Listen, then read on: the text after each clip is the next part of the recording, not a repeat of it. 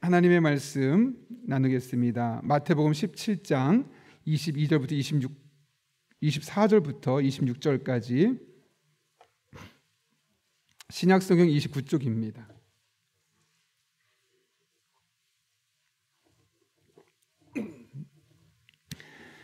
마태복음 17장 24절부터 27절까지의 말씀 우리 같이 한 절씩 읽고 마지막 27절은 한 목소리를 읽겠습니다.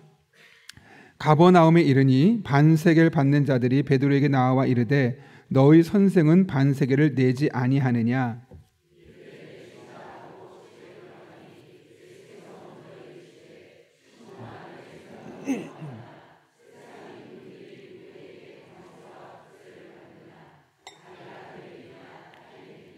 베드로가 이르되 타인에게니이다. 예수께서 이르시되 그렇다면 아들들은 세를 면하리라.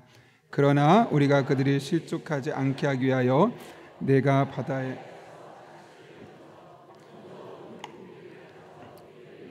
한 세계를 얻을 것이니 가져다가 나와 너를 위하여 주라 하시니라. 아멘. 우리 함께 기도하고 하나님 말씀 나누겠습니다. 거룩하신 아버지 하나님, 이 새벽에 우리 한 사람 한 사람을 향한 기대가 있어 깨워주시고 이렇게 기대 자리를 불러주신 것 진심으로 감사를 드립니다. 기도하며 주님 앞에 나갈 때 우리를 향한 하나님의 기대가 우리의 삶 가운데 풍성히 임하는 복된 새벽 기도의 시간 되게 하여 주옵소서. 그런 가운데 하나님 앞에 믿음의 고백을 갖고 찬송한 오이코스가 있습니다. 미랄, 소금, 열매, 엘림. 각각의 멤버들은 다르고 삶의 환경도 다를 수밖에 없지만 오늘 찬양처럼 하나님 앞에 하나 되게 하시고 하나님 붙들며 나아갈 때 각각의 오이코스 멤버들을 향한 하나님의 선한 뜻이 온전히 펼쳐지게 하여 주셔서 하나님 앞에 더욱더 귀하게 멋지게 쓰임받는 하나님의 사람들 되게 하여 주옵소서. 마음에 간절함이 있어 예물을 드리며 기도하는 손길들이 있습니다. 부족한 종이 일일이 그들을 위해 기도할 때 하나님 그들의 삶에 지각 변동이 일어나게 도와주시고 하나님의 만져주심과 하나님의 새롭게 하심과 하나님의 길에 열어주심을 온전히 경험할 수 있는 복된 성도님들 되게 하여 주옵소서. 이른 아침부터 보이는 곳 보이지 않는 곳에서 하나님만 바라보며 섬기고 있는 손길들이 있습니다. 하나님 기도의 문을 활짝 열어주셔서 기도할 때 마땅히 기도할 바가 알려지게 도와주시옵고 그렇게 이 새벽 기도를 통해서 하나님의 풍성한 뜻을 깨닫고 그분과 함께 동행하며 그분으로 말미암아 살아갈 수 있는 은혜를 간증하게 하여 주옵소서. 2주간의 새벽 기도를 통해서 많은 성도님들이 기도하고 있습니다. 하나님, 우리의 기도가 성전 뜰만 밟고 돌아가는 기도가 아니라 하나님의 마음을 움직이는 기도가 되게 도와주시고 아니 그 전에 하나님께서 먼저 우리들의 마음을 움직여 주셔서 하나님의 뜻을 따라 기도할 때 합력해 선을 이루신 하나님의 은혜를 모두 경험하게 하여 주옵소서. 예수님의 이름으로 기도하옵나이다. 아멘. 우리 한번 이렇게 아침이라서 또 이렇게 노 메이크업한 모습을 보여주고 싶지 않겠지만 이렇게 한번 옆에 분 보면 인사하고 축복하겠습니다. 기대가 됩니다. 이렇게 한번 하겠습니다. 또 새벽에 잘못 들으셔서 기대도 됩니다. 이렇게 들으시면 안 됩니다. 예. 제가 여러분의 그 도움과 또 기도 덕분에 2월 달에 미국에 있는 교회들을 좀 탐방할 수 있는 기회가 있었죠. 그때 여러 교회를 돌아보면서 매우 특징적인 한 가지를 볼 수 있었습니다. 중앙에 크게 현수막 같은 걸 붙여놨는데 거기에 Connected라고 CONNECTED라고 붙어 있는 겁니다. Connected. 이게 무슨 뜻이죠? 연결되어 있다는 거죠. 그러니까 그 교회를 딱 들어오면서 사람들의 마음속에 가장 먼저 오는 게 뭐냐면 당신은 연결되어 있습니다 라는 말을 메시지를 주는 겁니다.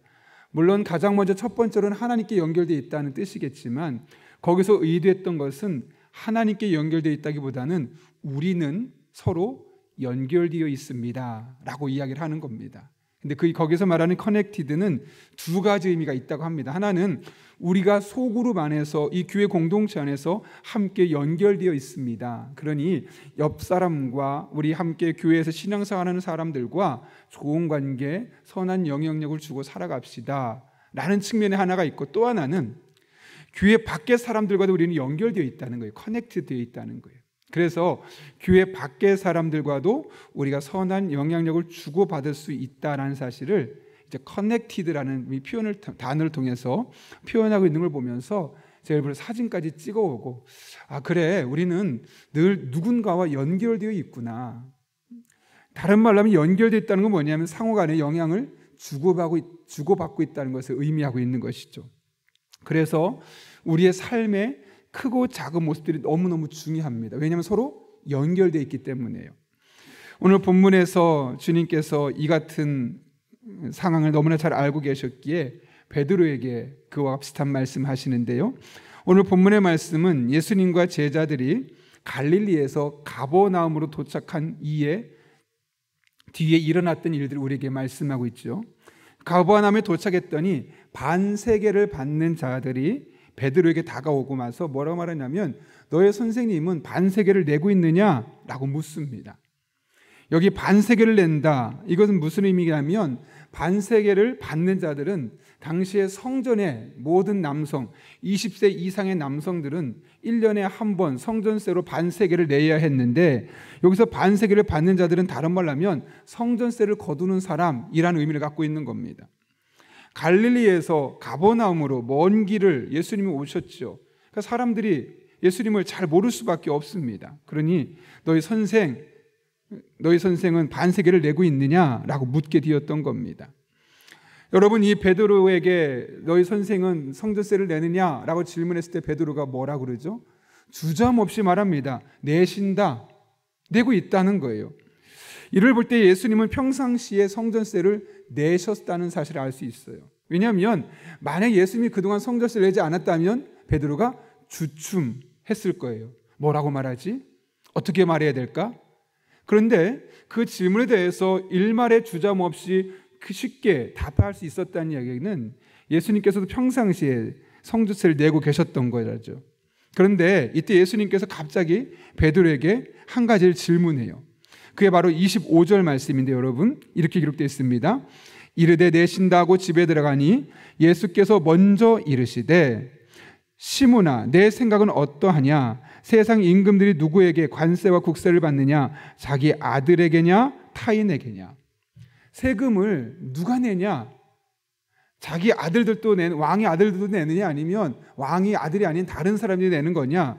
라고 물었더니 베드로가 뭐라고 그러죠? 아들 타인입니다 라고 말합니다. 그랬더니 예수님 뭐라고 말씀하세요? 너무나 쉽게 이야기하죠. 예수님은 그 뒤에 곧바로 말합니다. 그렇다면 아들들은 세를 면하리라. 이게 무슨 말이겠습니까? 아들들은 세를 내지 않는다. 이 말씀을 통해 의도하신 바가 뭐냐면, 예수님께서 하나님의 아들인데 사실은 성전세를 내지 않아도 된다는 거예요. 다른 사람들은 물론 이스라엘 백성이라는 유대의 이 정체성을 가지고 성전에 들어갈 때마다 1년에 한 번씩 성전세를 내야 되지만, 나는 하나님의 아들이지 않느냐, 타인이라면 몰라도 내가 왜 굳이 성전세를 내야 되느냐, 나 원래 안 내도 돼, 난 프리야 라고 이야기를 하는 것이죠.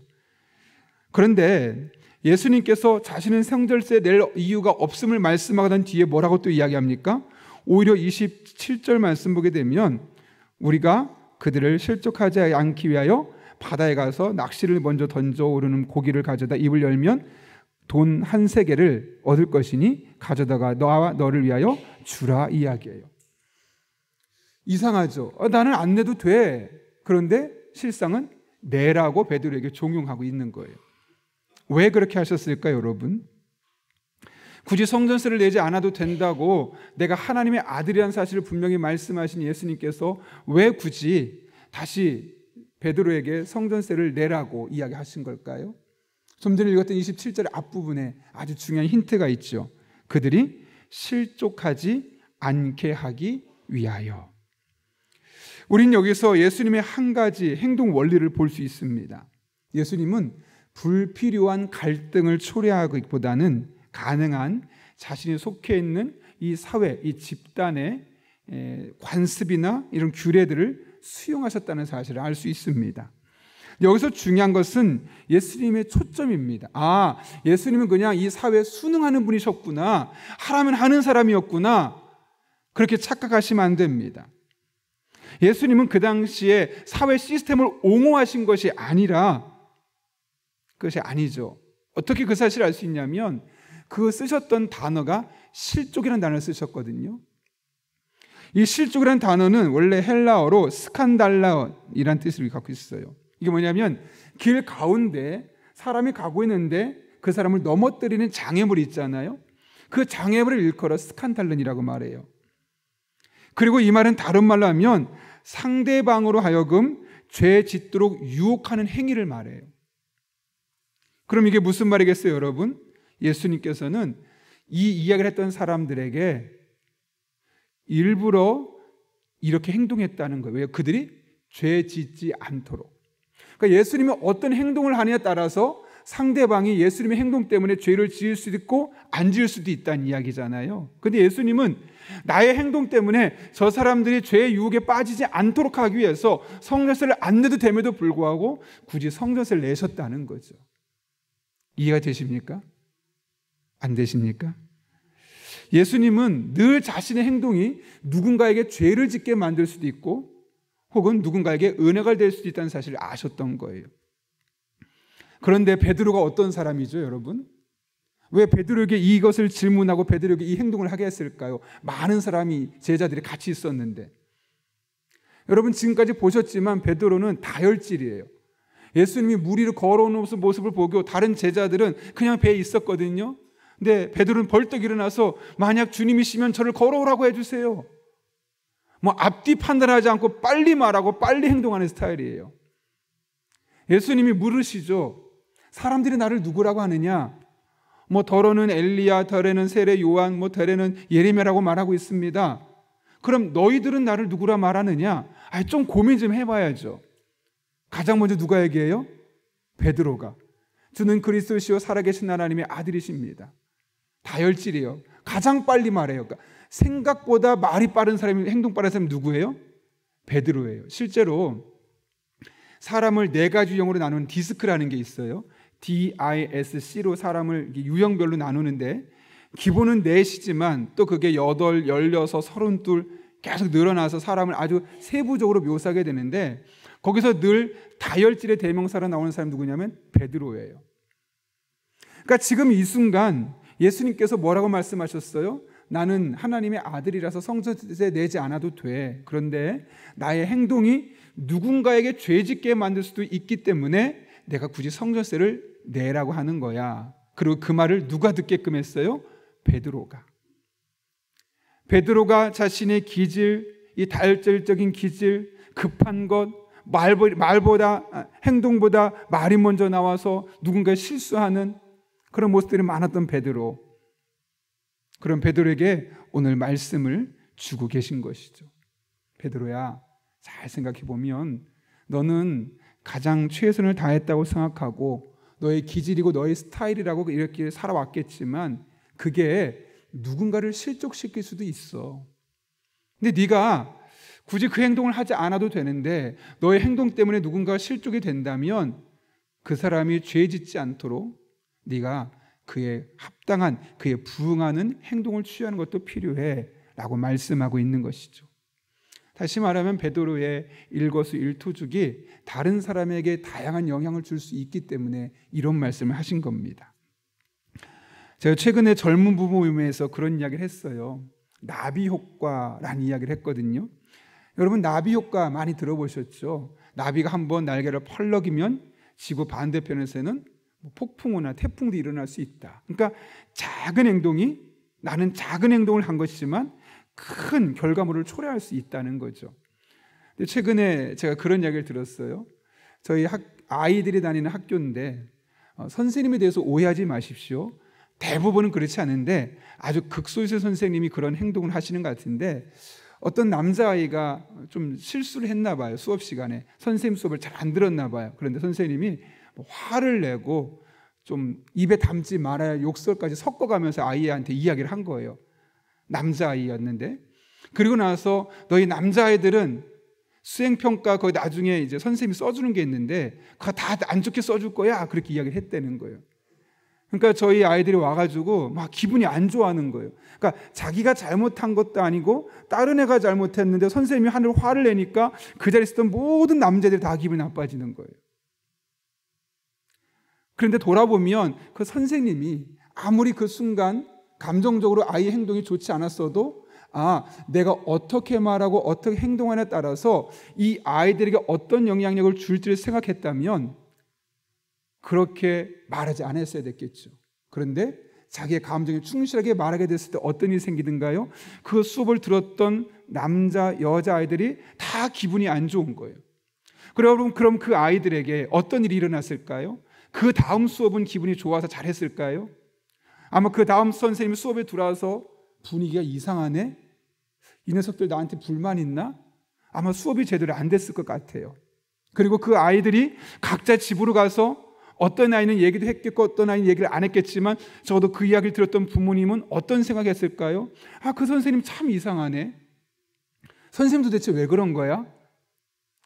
그러면서 선생님에 대한 부정적인 의견을 가질 수도 있겠죠. 뿐만 아니라 그런 상태에서 아이들이 오면서 했던 말과 행동들로 말미암아 지나가던 사람이 이 아이들을 보면서 두려워할 수도 있고 불평소할 수도 있고, 사실 선생님은 한마디만 말한 것이죠. 그런데 그 한마디가 초래하는 결과는 사실 엄청나게 많은 그런 파급 효과들이 있는 거예요. 근데 돌아보면 그 선생님의 행동 이전에 그 남자아이의 행동도 문제가 있죠. 내가 그냥 선생님 말 제대로 안 듣고 그냥 내가 하고 싶은 대로 나는 지금 이게 편해 해서 자신의 행동을 취했겠지만 자신의 그 작은 행동으로 말미암아 초래되는 결과들을 생각했다면 그렇게 해서는 안 됐겠죠. 그 아이의 행동이 선생님을 죄 짓게 만든 거예요. 그 아이의 행동이 선생님을 실족하게 만든 거예요. 또 선생님이 그 아이로 말미암아 죄 짓게 되고 실족하게 되니까 그 수업에 참여한 또 다른 아이들에게 죄 짓게 만들고 실족하게 만들고, 또 그 아이들을 통해 그 이야기를 들었던 저도 죄 지을 뻔했고. 작은 행동이에요. 그냥 내가 하고 싶은 대로 행동했던 것 뿐이에요. 수업 듣기 싫어서 그냥 자기가 하고 싶은 행동을 했었지만 그 작은 행동으로 말미암아 얼마나 많은 사람이 죄 짓게 되는 일들이 나오게 되겠어요? 우리도 마찬가지 아니겠습니까? 예컨대 아침에 부부간에 자그마한 소소한 일상에서 갈등이 생겨요. 그때 막 티격태격하고 부부가 각자 삶의 자리로 나아가요. 어떤 분은 직장으로 갈 수도 있고 어떤 분은 집에 머물러 있을 수도 있겠지만 직장으로 가는 분이 어떨까요? 가면서 운전하면서 막 기분이 안 좋아요. 근데 옆에 갑자기 차가 끼어들어와요. 기분 나쁜 녀석이 막 빵 한번 눌러요. 그러면 결국 나의 행동이 나의 배우자에게 실족하게 만들고 그 배우자의 행동이 또 다른 운전자 기분 좋게 할까요? 기분 나쁘게 할까요? 그 사람도 기분 나쁘겠죠. 그 상태로 회사에 갔어요. 근데 자그마한 한마디 또 상처받고 뭐라 한마디 해요. 점심 먹어서 얼굴이 뾰루트릉해요. 그 식당의 주인이 그걸 보면서 음식이 맛이 없나? 정말 말할 수 없는 부분에 내가 하는 행동들이 연결되어 있음을 보게 돼요. 근데 아침에 약간 서로 기분은 안 좋았는데 그래, 내 행동이 내 남편뿐만 아니라 내 아내뿐만 아니라 오늘 우리가 접하는 수많은 사람들을 실족하게 만들고 죄짓게 만드는 행동으로 이어질 수 있겠지. 그러니 오늘 그냥 내가 한번 꼭 참고 내 남편, 내 아내 기분 좋게 말해줘 보자. 사실 기분은 안 좋은데. 그래서 그렇게 말을 했다고 생각해 보세요. 남편이 기분 좋게 운전하고 가요. 차가 끼어들어와요. 평상시 같으면 이 X와 Z 막 이렇게 나올 텐데 어떻게 할까요? 바쁜가 보지 뭐. 저 이야기는 아닙니다. 그러겠죠. 그러면 나도 편안한 마음으로 상대방의 죄 짓지 않게 할 수 있고, 또 그렇게 해서 이 사람도 자기가 실수했는데 상대방이 양보해주고 편안하게 보내주니까 고맙네. 또 좋은 마음으로 출근하게 되고 사람 만나게 되고. 이렇게 우리들의 삶은 서로 커넥티드 돼 있어요. 그래서 내가 하고 있는 크고 작은 행동들이 상대방에게 은혜를 끼치고 상대방을 즐겁게 할 수도 있지만 또 한편으로는 상대방을 실족하게 하는, 죄짓게 만드는 행동으로 이어질 수도 있다는 거죠. 많은 제자들 가운데 특별히 오늘 예수님께서 베드로에게 질문하고 베드로에게 답하게 하시고 베드로에게 성전세를 갖다 주라고 말씀하신 이유가 바로 여기 있는 거죠. 베드로야, 너의 삶을 잘 돌아봐. 너는 그냥 너의 기질이라고, 너의 스타일이라고 고집했던 그런 말하는 스타일과 행동들이 누군가를 실족하게 만드는, 누군가를 죄짓게 만드는 걸 수도 있어. 너의 그 표정이, 너는 그냥 다른 게 그 사람한테 너무 기분 나쁜 건 아니라 그냥 너의 표정이라고 말할 수 있는데, 그 표정이 누군가를 불평하게 만들어서 또 다른 죄를 짓게 만들고 실족하게 되는 일이 될 수도 있는 거야 라고 이야기를 하고 있는 것이죠. 그렇다면 여러분, 우리는 어떻습니까? 오늘 우리에게 주어진 삶의 자리, 아마 살다 보면 여러 가지 일들이 일어나게 될 것입니다. 그럴 때 많은 걸 생각하지 마시고 한 가지만 생각하시면 됩니다. 나로 말미암아 누군가 실족할 수도 있다. 내 말 때문에, 내 행동 때문에, 내 표정 때문에 누군가 나 때문에 죄를 짓고 싶은 유혹에 빠질 수도 있다. 이 죄라는 건 큰 게 아니라 그냥 그 사람 마음에 불평, 불만이 생겨도 죄로 이어질 수 있기 때문에 그와 같은 모습을 가지고 오늘도 우리에게 주어진 일상의 삶에서 하나님의 영광을 위하여, 또 하나님이 기뻐하시는 모습을 위하여, 또 누군가에게 죄를 짓게 하는 사람이 아니라 누군가에게 은혜와 사랑을 끼치며 살아가는 저와 여러분 될 수 있기를 예수님의 이름으로 축원합니다. 우리 함께 기도하겠습니다. 거룩하신 아버지 하나님, 오늘도 우리를 주님 전에 불러주시고 함께 하나님 앞에 예배할 뿐만 아니라 하나님의 말씀을 통하여 어떻게 오늘 하루도 살아가야 할지를 깨닫게 하시는 애 진심으로 감사를 드립니다. 하나님 아버지, 나의 행동이 누군가를 실족하게, 즉 누군가를 죄짓게 만들 수도 있다는 사실을 알게 하셨사오니 오늘 우리의 말과 표정과 행동이 누군가를 죄짓게 만드는 한 날이 아니라 누군가를 즐겁게, 아니 누군가를 죄로부터 벗어나게 만드는 복된 한 날 되게 하여 주옵소서. 예수님의 이름으로 기도하옵나이다. 아멘.